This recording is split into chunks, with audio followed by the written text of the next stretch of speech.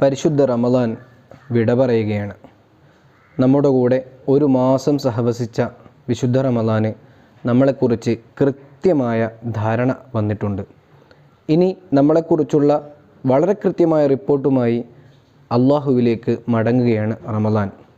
നമ്മളെക്കുറിച്ച് എന്തായിരിക്കും അള്ളാഹുവിങ്കിൽ പറയുകയെന്നാണ് നമ്മൾ ആലോചിക്കേണ്ടത്. ഈ പരിശുദ്ധ റമദാൻ വിട പറയുന്ന സമയത്ത് നമുക്ക് ഒരുപാട് മനോഹരമായ ഓർമ്മകളും ഓഫറുകളും നൽകിക്കൊണ്ടാണ് വിശുദ്ധ റമദാൻ വിട പറയുന്നത്. ഈ സമയത്ത് നമ്മൾ ആലോചിക്കേണ്ടത് നമ്മൾ നിസ്കരിച്ച തറാവീഹിൻ്റെയും നോമ്പിൻ്റെയും എണ്ണത്തെയും വണ്ണത്തെയും കുറിച്ചല്ല.